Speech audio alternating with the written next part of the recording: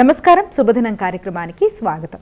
మేషరాశి నుంచి మీనరాశి వరకు ద్వాదశ రాశుల వారికి ఈ రోజు ఏ విధంగా ఉంది, నేటి వైశిష్ట్యం ఏంటి ఇత్యాది అంశాలు తెలియజేయడానికి మనతో పాటు స్టూడియోలో సిద్ధంగా ఉన్నారు విశ్వవిద్యాలయ అగ్రశ్రేణి తొలి మహిళా జ్యోతిష వాస్తు పట్టభద్ర, జ్యోతిష మహోపాధ్యాయ, జ్యోతిష శాస్త్రంలో PhD గోల్డ్ మెడలిస్ట్ అయినటువంటి డాక్టర్ ఈడుపుగంటి పద్మజారాణి గారు. వారితో మాట్లాడదాం. ద్వాదశ రాశుల వారికి ఈ రోజు ఏ విధంగా ఉందో అడిగి తెలుసుకుందాం. నేటి పంచాంగం. అమ్మా, నేటి పంచాంగాన్ని ప్రేక్షకులకు తెలియజేస్తారా? 16/4/2025 శ్రీ విశ్వవసునామ సంవత్సరం ఉత్తరాయణం చైత్రమాసం కృష్ణపక్షం బుధవారం. సూర్యోదయం ఉదయం 5:40, సూర్యాస్తమయం సాయంత్రం 6:14, తిథి తదియ మధ్యాహ్నం 1:16, నక్షత్రం అనురాధ రాత్రి తెల్లవారుజామున 5:55, యోగాలు వ్యతిపాత రాత్రి తెల్లవారుజామున 12:19, కరణం విష్టి మధ్యాహ్నం 1:16, భవ రాత్రి తెల్లవారుజామున 2:22, రాహుకాలం ఉదయం 11:57 నుంచి 1:31, గుళిక కాలం ఉదయం 10:23 నుంచి 11:57, యమగండం ఉదయం 7:15 నుంచి 8:49, అభిజిత్ ముహూర్తం లేదు. దుర్ముహూర్తం ఉదయం 11:32 నుంచి 12:22, అమృతకాలం సాయంత్రం 6:20 నుంచి 8:06, వర్జ్యం ఉదయం 7:38 నుంచి 9:25. ఇది నేటి పంచాంగం. నేటి రాశి ఫలాలు. మేషరాశి.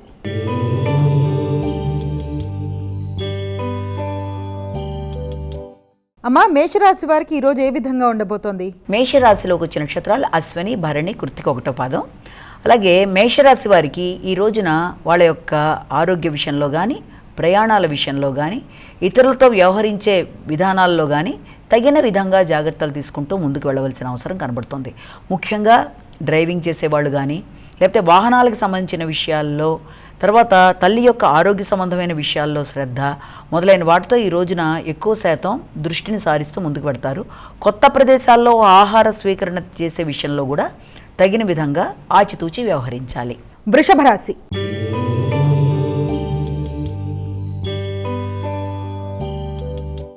అమ్మ, వృషభ రాశి వారికి ఈ రోజు ఏ విధంగా ఉండబోతోంది? వృషభ రాశిలోకి వచ్చిన నక్షత్రాల్లో మనకి కృత్తిక, రోహిణి, మృగశిర 2 పాదాలు. ఈ యొక్క వృషభ రాశి వాళ్ళకి సాంఘిక సంబంధాలు, స్నేహ సంబంధాలు చాలా చక్కగా ఉంటాయి. మైత్రి భావనలు అభివృద్ధి చెందుతాయి. సంఘంలో గుర్తింపు, గౌరవం అనేది ఏర్పడుతుంది. నూతన మిత్రుల పరిచయాలు, అలాగే ఆల్రెడీ ఉండే మిత్రులతో కలిపి నూతన ప్రదేశాలకు వెళ్ళడానికి చేసే ప్రయత్నాలు చాలా వరకు మీరు ఆశించిన స్థాయిలో ఉండడానికి ఆస్కారం అనేది ఒకటి మనకి కనబడుతోంది. మిథున రాశి.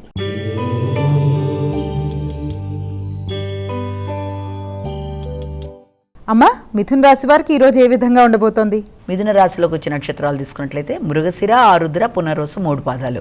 ఈ యొక్క మిథున రాశి వాళ్ళకి వ్యక్తిగతంగా ఏదన్నా లోన్స్ ఉన్నా వాటిని కంప్లీట్ చేసుకోవడానికి ప్రయత్నాలు చేస్తారు. ఆకస్మికమైన ఖర్చులు కొంత చికాకుని కలిగిస్తాయి.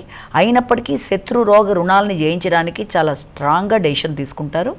దాంతోపాటుగా మీ శ్రమకి తగిన ప్రతిఫలం మొదలైన వాటి కొరకు ఎక్కువ దృష్టి కేటాయిస్తూ ముందుకు వెళ్ళడానికి చేసే ప్రయత్నాలు కొంత ఎక్కువగా ఉంటాయి. అదే విషయంలో మీకు ఏదైనా వృత్తికి సంబంధించిన విషయాలంటే జీవిత భాగస్వామికి సంబంధించిన విషయాల్లో కానీ, లేకపోతే మీ వృత్తికి సంబంధించిన విషయాల్లో కానీ ఆకస్మిక ఖర్చులు, ప్రయాణాలకి సూచన. కర్కాటక రాశి.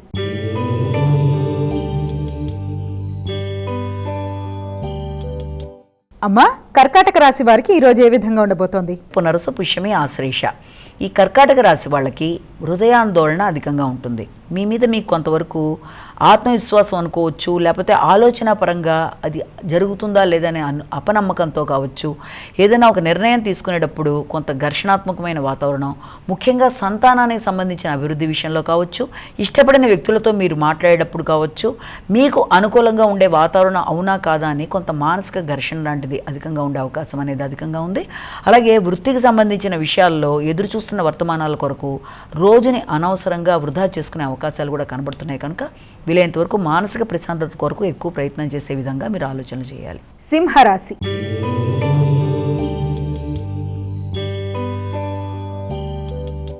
అమ్మా, సింహరాశి వారికి ఈరోజు ఏ విధంగా ఉండబోతోంది?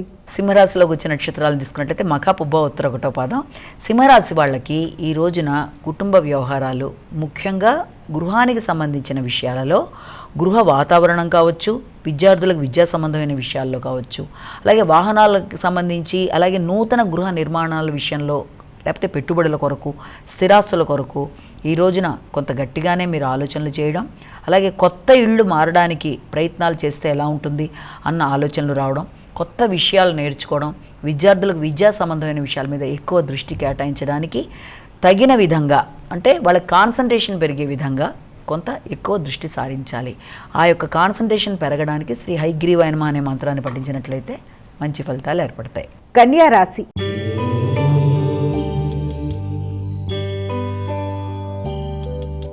అమ్మ, కన్యా రాశి వారికి ఈరోజు ఏ విధంగా ఉండబోతోంది? కన్యా రాశిలోకి వచ్చే నక్షత్రాలు తీసుకున్నట్లయితే ఉత్తర, హస్త, చిత్త 2 పాదాలు. ఈ కన్యా రాశి వాళ్ళకి ఎక్కువ వ్యక్తుల యొక్క సహకారం అనేది అధికంగా లభిస్తుంది. చేద్దామనుకుంటున్న కార్యక్రమాల్లో మిత్రుల సహకారంతో ఆశించిన విజయాలు పొందడానికి అన్ని విధాలా సహకరిస్తూ వాళ్ళ సహకారంతో మీరు ముందుకు వెళ్ళడానికి చేసే ప్రయత్నాలు చాలా అధికంగా ఉంటాయి. అలాగే మీరు ఎదురు చూస్తున్న లాభాలు, అంటే ఏదన్నా మీ శక్తి సామర్థ్యాలను ఉపయోగించేస్తున్న వాటిల్లో కానీ, శక్తిని పెంచుకునే విషయంలో కానీ, వ్యక్తిగత అభివృద్ధి కొరకు చేసే ప్రయత్నాల్లో కానీ మీకు కొంత లాభదాయకంగా ఉండే అవకాశాలు లాంటివి కనబడుతున్నాయి. తులారాశి.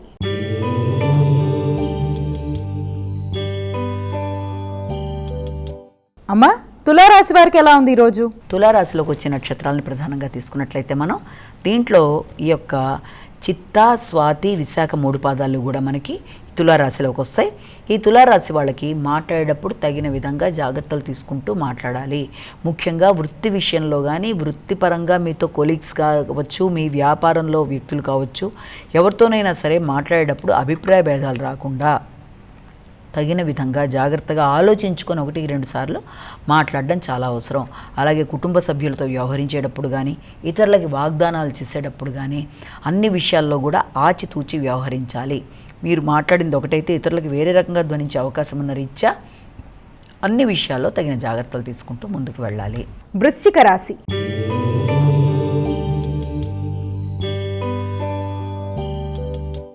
అమ్మా, వృశ్చిక రాశి వారికి ఎలా ఉంది ఈరోజు?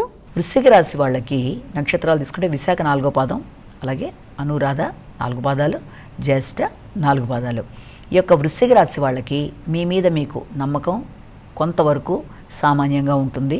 అలాగే తండ్రితో కలిపి నిర్ణయాలు తీసుకున్న, పెద్దల్ని కలిసి ఆశీస్సులు తీసుకోవడానికి చేసే ప్రయత్నాల్లో కానీ అది కొంత మీకు సామాన్య ఫలితాలతో కూడిన ఇబ్బందిని కలిగించే అవకాశం ఉంది. అంటే ఆకస్మికంగా కొంత వాయిదాలు కావచ్చు, లేకపోతే ఏదన్నా రూపంలో అది ఆగడం కావచ్చు, దానివల్ల కొంత చికాకులు లాంటివి ఎదురయ్యే అవకాశం ఉంది. కాబట్టి వీలైనంత వరకు ఏ విషయంలోనైనా, అది ప్రయాణ సంబంధమైన విషయాలు కావచ్చు, పెద్దల్ని కలిసే విషయంలో కావచ్చు, మొదలైన వాట్లల్లో మీరు అన్ని విధాల పుణ్యబలాన్ని పెంచుకునే విధంగా ప్రయత్నాలు చేస్తూ ముందుకు వెళ్ళాలి. దానికోసం శ్రీరామ జయరామ జయ జయ రామరామ శ్లోకాన్ని పఠించాలి.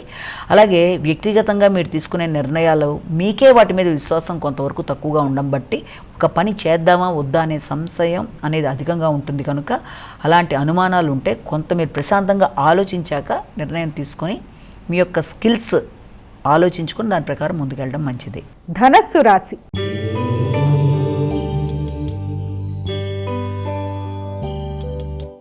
అమ్మ, ధనస్సు రాశి వారికి ఎలా ఉంది ఈరోజు? ధనస్సు రాశిలోకి వచ్చే నక్షత్రాలని ప్రధానంగా తీసుకున్నట్లయితే మనకి ఈ ధనస్సు రాశిలో మూల, పూర్వషాఢ, ఉత్తరాషాఢ 1వ పాదం. ఈ ధనస్సు రాశి వాళ్ళకి ఈ రోజున ఆకస్మికమైన ఖర్చులు అనేవి అధికంగా ఉంటాయి.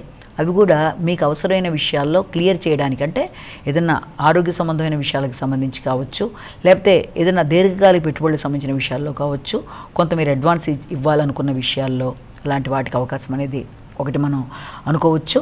దాంతోపాటుగా ఇంకా మీకు ముఖ్యమైన వాటిల్లో, అంటే మీకు సంతానానికి సంబంధించిన విషయాల్లో కానీ, ఇష్టపడిన వ్యక్తులకు సంబంధించిన విషయాల్లో కానీ, పెట్టుబడులకు సంబంధించిన విషయాల్లో కానీ ఆకస్మికమైన ఖర్చులు ఉన్నప్పటికీ, అనుకోని ఖర్చులు అయినప్పటికీ అలాంటివన్నీ చేసే ముందు 1-2 సార్లు ఆత్మీయుల్ని సంప్రదించి ముందడుగు వేయడం మంచిది. మకర రాశి.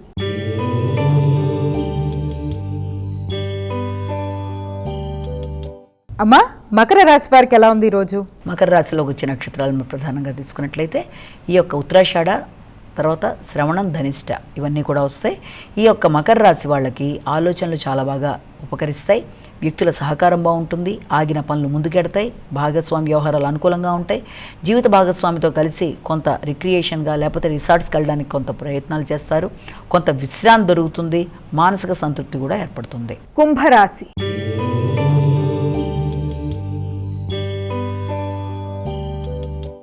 అమ్మ, కుంభరాశి వారికి ఎలా ఉంది ఈరోజు? కుంభరాశిలోకి వచ్చే నక్షత్రాలను ప్రధానంగా తీసుకుంటే ధనిష్ట, శతభిషం, పూర్వభాద్ర 3 పాదాలు. అలాగే ఈ యొక్క కుంభరాశి వాళ్ళకి వృత్తికి సంబంధించి కొంత స్ట్రెస్ లెవెల్స్ అధికంగా ఉంటాయి. అంటే వృత్తిపరమైన బాధ్యతలు, అలాగే నూతన వృత్తుల కొరకు ప్రయత్నాలు చేయడం, అలాగే వృత్తిలో అనుకోని వ్యక్తుల యొక్క అంటే విమర్శలకి, ఘర్షణకి అవకాశాలు అధికంగా ఉంటాయి. అంటే వృత్తిలో అధిక శ్రమ చేసినా కూడా రావలసిన స్థాయిలో గౌరవం దక్కడం అనే విషయం మీద కొంత మీకు ఆశించిన స్థాయిలో లేకపోవడం వల్ల కొంత ఘర్షణ అనేది అధికంగా ఉంటుంది. నూతన వృత్తుల కొరకు చేసే ప్రయత్నాలలో అది అలా డిలే అవుతూ రావడం వల్ల కొంత అసంతృప్తి అనేది ఏర్పడుతుంది. అసంతృప్తిని అధిగమించే విధంగా మీరు ప్రయత్నాలు చేయాలి. మీనరాశి.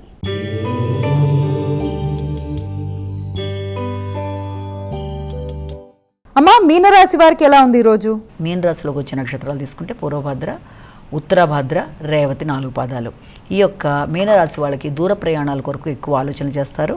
ప్రతి విషయంలోనూ అసంతృప్తి అనేది అధికంగా ఉంటుంది. అంటే అది ఏ కార్యక్రమం అయినా అది పెద్దల్ని కలిసి వారితో చర్చించే విషయం కానీ, నూతన వృత్తుల కొరకు చేసే విషయాల్లో కానీ, సంతాన సంబంధమైన విషయాల్లో కానీ తెలియని అసంతృప్తి, దైవిక కార్యక్రమాలు చేద్దామనుకున్న అనుకోని ఆటంకాలు, కొంత చికాకుని, మానసిక అసంతృప్తిని కలిగించే అవకాశాలున్న రీత్యా అలాంటి వాటి విషయంలో వెంటనే మీరు డిప్రెషన్కి లోను కాకుండా ఏ కార్యక్రమం మొదలు పెడుతున్నా, దానిలో ఏదైనా ఆటంకాలు ఎదురవుతున్నా కూడా దాన్ని అధిగమించే విధంగా ప్రయత్నాలు చేసుకుంటూ మనసుని స్థిమితపరుచుకుంటూ ముందుకు వెళ్ళినట్లయితే ఇది తాత్కాలికంగా ఎదురవుతున్న ఈ ఆటంకాలను అధిగమించగలుగుతారు. ద్వాదశ రాశుల వారికి పరిహారం. 12 రాశుల వారికి మేషరాశి నుంచి మీనరాశి వరకు తీసుకున్నట్లయితే 12 రాశుల వారికి కూడా ఈ రోజున తమ తమ వ్యక్తిగత దైవాన్ని, ఇష్టదైవాన్ని ప్రార్థించుకోవడంతో రోజును ప్రారంభిస్తూ అదేవిధంగా వెళ్ళే విధానం ఒకటి. అలాగే ప్రతివారు కూడా ఈ రోజున అవకాశం ఉన్నట్లయితే తప్పనిసరిగా సమయము, అవకాశము, ఆసక్తి అన్నీ ఉన్నప్పుడు తప్పనిసరిగా ఈ రోజున ఈ అందరూ కూడా ఈ యొక్క గణేశుడికి సంబంధించిన విషయాలు, ముఖ్యంగా గణేశుడికి సంబంధించిన దేవాలయాలు, గణేశుడికి దుర్వాయుగ్మ పూజ చేయడం, ఇవి కూడా అవకాశం లేకపోతే శ్రీ గణేశాయ నమః అనే శ్లోకం, శ్రీ గణేశ నమస్తుభ్యం ఆరోగ్యం దేహిమే సదా అనే శ్లోకాన్ని పఠించడం, ఇవన్నీ కూడా ఉత్తమ ఫలితాలు ఇస్తాయి. అవకాశం ఉన్నట్లయితే గణేష మందిరాలను సందర్శించడం కూడా చాలా చాలా మంచిది. ఎవరికన్నా కూడా ఏదైనా కేతువుకి సంబంధించిన ఇబ్బందులు ఎదురవుతున్నా, ఏదైనా ఆటంకాలు ఎదురవుతున్నా తప్పనిసరిగా దుర్వాయుగ్మాలతో పూజ చేయడం కూడా చాలా మంచిది. అలాగే ఎవరికన్నా ఎలాంటి ఇబ్బందులైనా, ఎందుకంటే గణేశుడిని పూజించడం వల్ల ఆటంకాలు తొలగిపోవడానికి, విఘ్నాలని అధిగమించడానికి, ఎదురవుతున్న ఇబ్బందుల్లో అన్ని విధాలుగా ముందుకెళ్ళడానికి ఆయన అన్ని విధాలా అవకాశం ఇచ్చే భగవంతుడి కనుక ఆయనకి ఈ రకంగా చేయడం ఈ రోజున అన్ని విధాలా అనుకూలమైన విషయాన్ని గణేష స్తుతి, గణేష చాలీస, గణేష అష్టోత్తరాలు, గణేశుడికి సంబంధించిన పూజా విధానం చాలా వరకు ఉపకరిస్తుంది.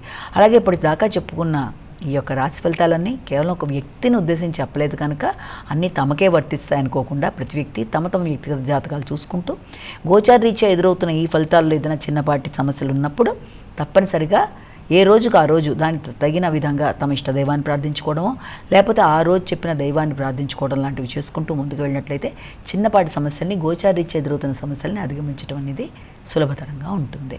నేటి వైశిష్ట్యం. అమ్మా, నేటి వైశిష్ట్యాన్ని ప్రేక్షకులకు తెలియజేస్తారా? నేటి వైశిష్ట్యంలో భాగంగా ఈ రోజున మనం చెప్పుకుంటున్నది సంకష్టహర చవితి.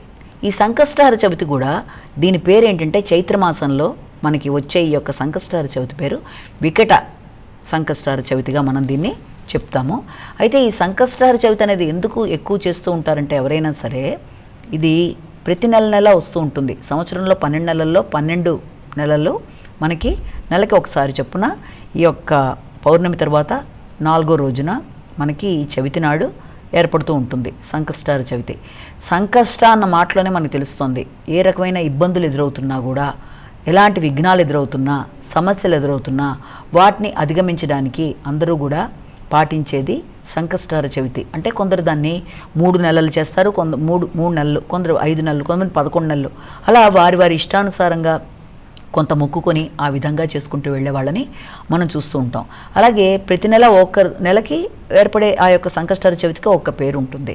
కాబట్టి ఆ పూజా విధానంలో అది పాటించే వాళ్ళందరూ దానికి సంబంధించిన విధంగా పొద్దున్నే లేచి వినాయకుడిని ప్రార్థించుకొని, అలాగే వినాయకుడికి అనుకొని ఒక ముడుపులా కట్టుకొని, అలాగే వినాయకుడికి సంబంధించి ఆ రోజు ఉపవాసం ఉండి ఆ రోజు వినాయకుడి కథ చదువుకొని, అంటే అదేంటి ఆ సంకష్టహర చవితి ఆరు ప్రత్యేకత ఉన్న సంకష్టహర చవితి కథ, అలాగే మామూలుగా అసలు సంకష్టహర చవితి అనేది ఎలాగ ఏర్పడింది అనేది భృకుండి దానికి సంబంధించిన కథని చక్కగా చదువుకొని తర్వాత ఈ కథను కూడా చదువుకొని అక్షంతలు వేసుకొని ఆయనకి నైవేద్యాలు లాంటివి పెట్టి మళ్ళీ సాయంత్రం మరలా దేవాలయానికి వెళ్ళి తర్వాత చంద్రోదయం తర్వాత వాళ్ళ యొక్క ఉపవాస కార్యక్రమాల విషయంలో వాళ్ళు ముందుకు వచ్చి ఇవన్నీ చేసుకోవడం ఈ విధానాలన్నీ విధి విధానాలన్నీ సంకష్టార చవితి పాటించుకునే వాళ్ళు ఆ ప్రకారం పెడుతూ ఉంటారు.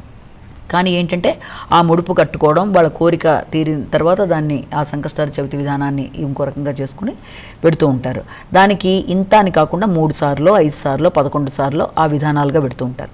సాధారణంగా ఎవరికన్నా సరే జాతక రీత్యా కూడా కేతువుకి సంబంధించిన ఇబ్బందులు ఎదురవుతున్నా, గోచార రీత్యా కేతు సంబంధమైన ఇబ్బందుల్లో ఇబ్బంది పడుతున్నా, అది మాటలకు సంబంధించి కావచ్చు, వైరాగ్య భావనలు కావచ్చు, దేని మీద ఆసక్తి లేకపోవడం కావచ్చు, ఓ రకమైన డిప్రెసివ్ థింకింగ్ కావచ్చు, అలాగే దీర్ఘకాలిక అనారోగ్యాలు కావచ్చు, అలాగే దేని మీద ఇష్టం లేకుండా విముఖత వైరాగ్యం లాంటివి ఏర్పడడం, నిరాశాపరంగా ఉండడం, అలా అంటే ప్రతిసారి కేతువుకి సంబంధించి వారి వారి జాతకాల రీత్యా వ్యక్తిగత జాతకంలో కేతు ఉండే ప్రదేశం బట్టి వాళ్ళకి ఎదురవుతున్న ఇబ్బందుల ప్రకారం కొందరు దానికి సంబంధించి ఈ గణపతికి సంబంధించి సంకష్టార చవితులు పాటించే వాళ్ళు కూడా ఉంటారు.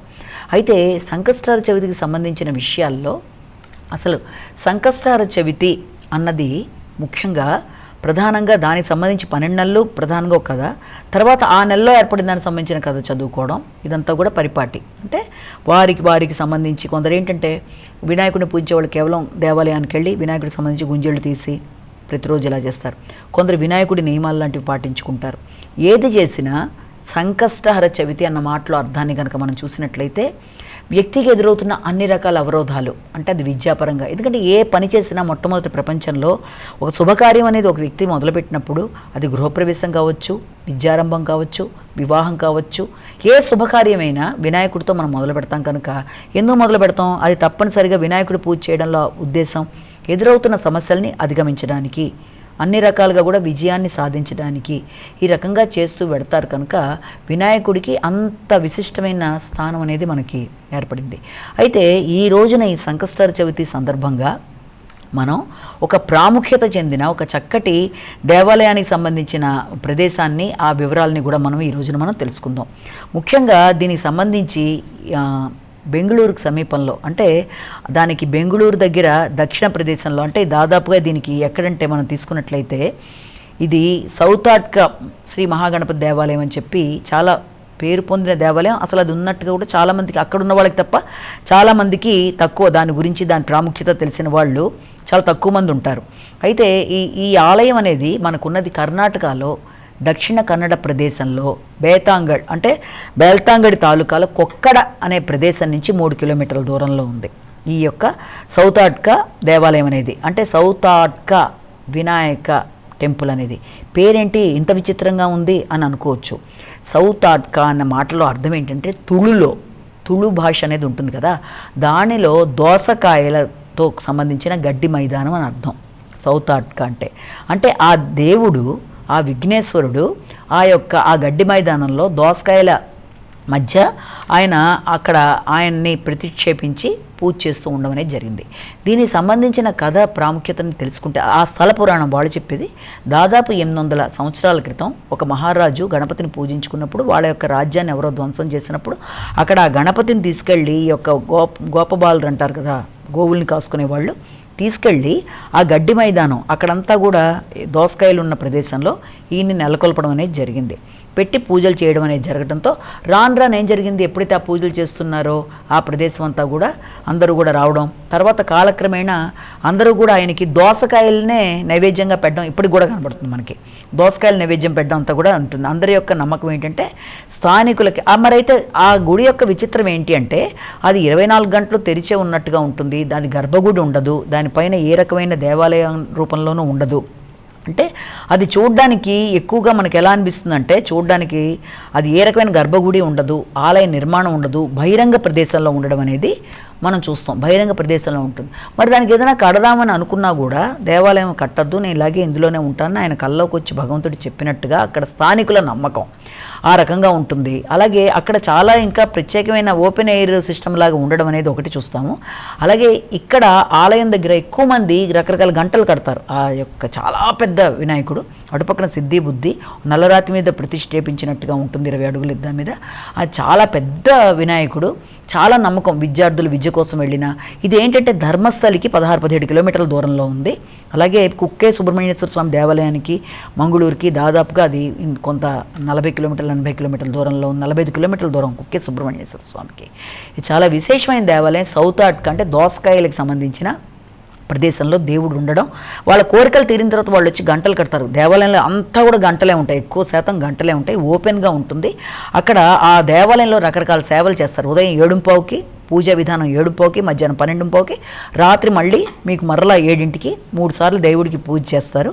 ఇక్కడ రకరకాల సేవల్లో మొదటిది ఏంటంటే వీళ్ళు చేసేది అవలక్కి పంచికజ్జాయ సేవ అని చెప్పి ఒకటి చేస్తారు. అందులో ఇచ్చేది కూడా కొబ్బరి, బియ్యము, తర్వాత అరటిపండు, ఉసిరి, తేనె, ఇవన్నీ కూడా బెల్లం మిశ్రమం ఉంటుంది. అది ఆలయంలో ఆ సేవ చేసుకున్న వాళ్ళు ఏం చేస్తారంటే సమృద్ధిగా, అక్కడ గోవులు చాలా ఉంటాయి, అక్కడ గోవులకి ఆ ప్రసాదాన్ని ఇస్తూ ఉంటారు. ఇంకో పూజ పేరేంటే మాడప్ప సేవ అంటారు. మూడప్ప సేవ అంటే గణేశుడి విగ్రహం అంతా మొత్తం అప్పాలతో కప్పబడిపోయి ఉండేట్టుగా పూజ చేస్తూ ఉంటారు. అదే అక్కడ చాలా ప్రాచుర్యం పొందిన సేవ అనమాట. అలాగే రోజువారీ పూజలు జరుగుతూ ఉంటాయి. ఏది ఏమైనా ఈ యొక్క సౌతాట్క మహాగణపతి దేవాలయం అనేది చాలా విశేషంగా, విద్యాపరంగా అభివృద్ధి కొరకు విద్యార్థులు ఏ రకమైన సమస్య వచ్చినా అక్కడికి వెళ్ళి అది కనుక మనస్ఫూర్తిగా వాళ్ళు కోరుకుంటే అది తీరిన తర్వాత మళ్ళీ వెళ్ళి అక్కడ రకరకాల సైజుల్లో గంటలు కట్టడం. కొందరు ఏంటంటే ముందే అనుకున్న గంట కట్టి, చిన్న గంట మనం బెల్ అంటాం కదా మోగించేది, ఆ కోరిక తీరాక మళ్ళీ వెళ్ళి దానికంటే కొంత పెద్ద గంట కట్టినట్టుగా విపరీతంగా గంటలు ఉంటాయి అక్కడంతా కూడాను. అది చాలా చాలా చూడబుల్గా ఉండే దేవాలయం.